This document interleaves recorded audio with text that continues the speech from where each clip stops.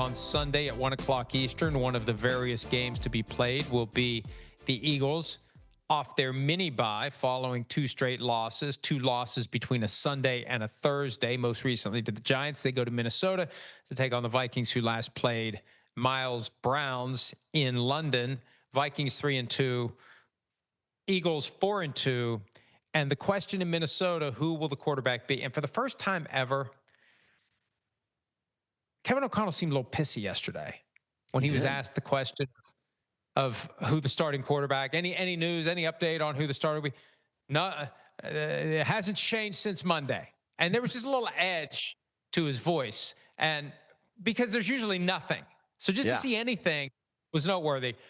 But look, I think it's going to be Carson Wentz. You read between the lines. You look at the injury report. Carson Wentz fully participates in practice. J.J. McCarthy limited as he's coming back from the ankle. O'Connell's already told us the answers to the questions for the test. McCarthy's got to practice the whole week. He's got to be ready to go. He can't just be, hey, I'm 100% Saturday night. You got to be ready. And if you're getting Wentz ready, you're not going to have the reps to get McCarthy ready. I think they're working McCarthy back toward it. I think next week is more realistic. It was a 4 to 6 week injury. This is week 5. Wentz has played well enough.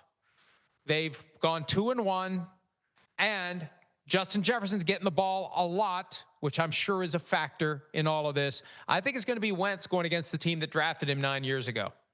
Yeah, I think you're right about that, Mike. And I think about Kevin O'Connell's approach to young quarterbacks and the things that he's talked about, how teams fail young quarterbacks before the young quarterback fails the team. And I think all of that kind of goes into what he wants to do with J.J. McCarthy right now, which is, you want to make sure that he's set up for success in the best way possible.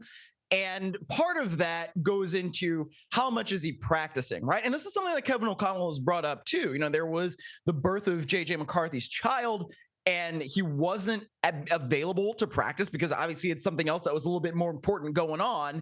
And then he gets out on the field and things don't look quite right. And I think the importance of practice for a young quarterback in getting every single rep that you need is something that O'Connell's really going to try to stress so that he sets up J.J. McCarthy for more success than he would otherwise. I think it would be different if McCarthy were a more established starter, but we're still talking about somebody that would only be going into his third start, and somebody who just has not had those built-in practice reps, right? And so because of that, I think O'Connell is going to be a little bit more cautious than he would otherwise be with J.J. McCarthy, in part because Carson Wentz hasn't, peed down his leg too much, throughout the course of his starts. And if they don't come back and beat the Browns in that game in London, maybe it's a little bit different.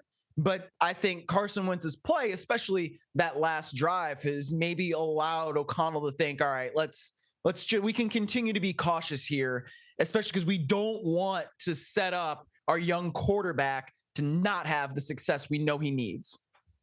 Yeah, the biggest challenge is to get him on board with it, to get him to understand he wants to play, obviously, but it's about winning. And Carson Wentz, impressive after he had the shoulder injury.